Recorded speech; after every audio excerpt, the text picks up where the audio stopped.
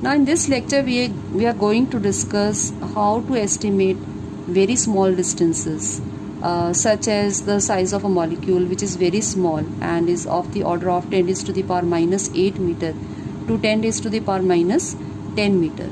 For measuring such small distances, the instruments that we generally use, such as screw gauge, which is the most accurate instrument that we have in our labs, is not an appropriate method because its resolving power is only up to 10 raised to the power minus 5 meter. It cannot measure distances which are smaller than this.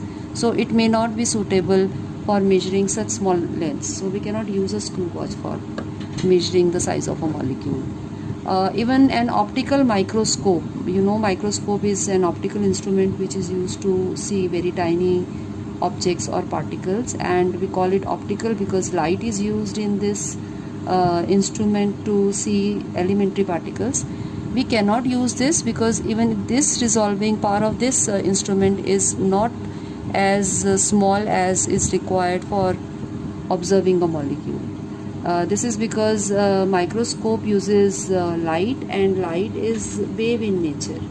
That is, it is like it is a kind of wave having certain wavelength, and the wavelength of the light ranges from 4000 angstrom to 7000 angstrom. If you convert this value of angstrom into meters, 1 angstrom is equal to 10 raised to the power minus 10 meters.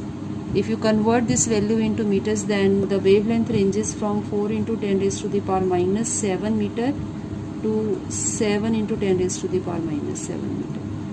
Now, since the resolution is of the order of the wavelength, which means that a microscope cannot be used to observe particles which are smaller than this much length.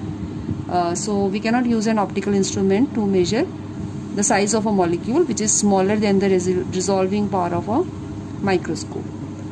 So what is done is that in place of optical microscope we use electron microscope, in which in place of light a beam of electron is used.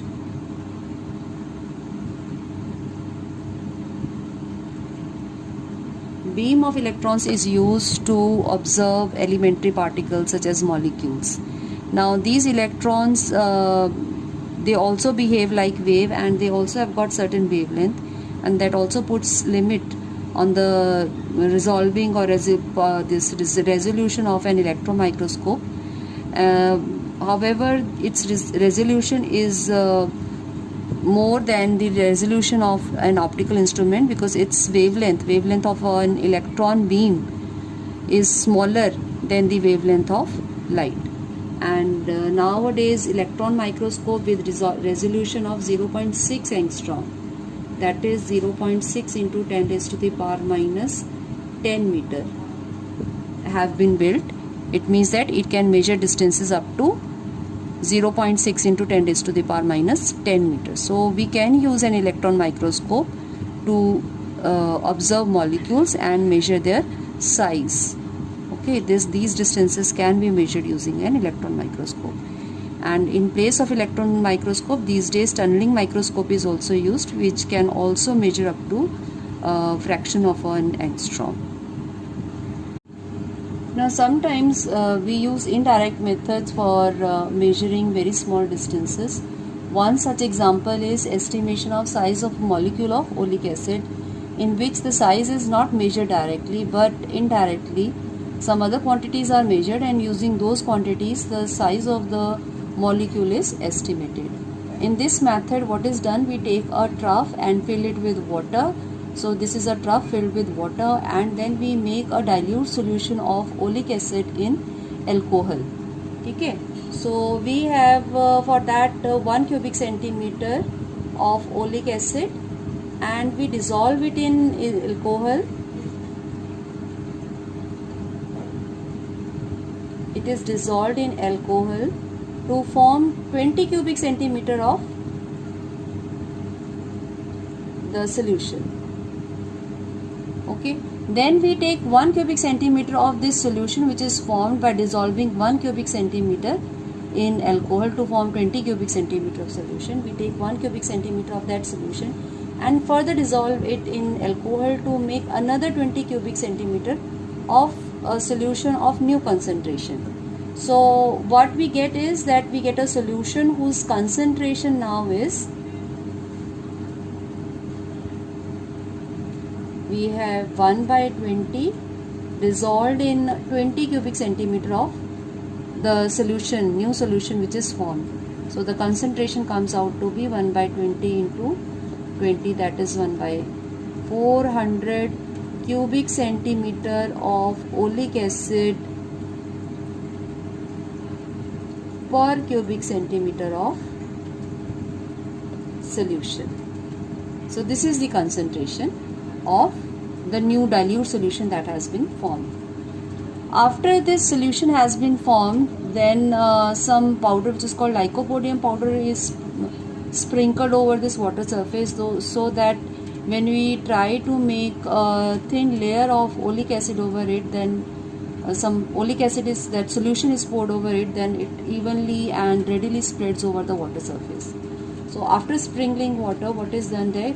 We take, with the help of a dropper, we drop n drops of the solution. So n drops of the solution are dropped over this water surface, and suppose that each drop has volume V. So if n drops have been dropped and each drop has volume V, then the total volume of the solution which has been poured over the water surface, volume of the solution would be equal to volume of each drop multiplied by number of drops. Now in this much solution, the amount of oleic acid or the volume of the oleic acid present is, volume of oleic acid present would be NV, which is the volume of the solution, multiplied by the concentration of the solution. So this is the volume of the oleic acid which is used to form a thin layer. So if a thin layer is formed, whenever you drop oleic acid on this water surface which is sprinkled with lycopodium water, it readily spreads, and a very thin layer of this oleic acid solution is formed over it, and this is nearly circular in shape, and the alcohol in this easily evaporates, and because of which the layer becomes more thin. Okay, so it is so thin that it is the size, its thickness is of the size of the molecule of the oleic acid. So it's a monomolecular layer that is formed. Monomolecular, you can say, film that is formed. Its thickness contains only one molecule. You cannot have two molecules across its thickness. So this is called monomolecular layer. Okay. So if you readily measure the diameter of this thin film which is nearly circular formed over the water surface, you can easily find out what is the area. Let us suppose that area which is measured by some experimental method is A. So the area of the thin film formed is, area of the film formed is found to be equal to A. Then if thickness is T, this thickness is not known and we want to find the value of the thickness. But let us suppose that the thickness is T and this is to be found out. Then the volume of the layer which is formed. Now since alcohol is not there, the volume of the layer which is formed will be equal to area of the base into height, that is A into T, and this volume is only of the oleic acid because only oleic acid is left over there. Now volume of the oleic acid is given by this formula, it is also given by this formula. So since both represent the volume of the layer formed, therefore they must be equal. So by equating these two, AT equal to, we have N V upon 20 into 20. So we equate these two because both represent the volume of the layer formed. Using this formula you can find out T, which is NV upon 20 into 20 into A. So if you know how many drops have been poured over the water surface, if you know the volume of each drop which can be found out experimentally. And if you can measure the area of the layer which is formed over the water surface, then from the knowledge of these three quantities, the value of the thickness of the layer can be found out. So we have not measured thickness directly, we have measured these three quantities, and from the knowledge of these three quantities, T has been found. And since it is a monomolecular layer, the thickness of the layer is same as the size of one molecule or diameter of a molecule.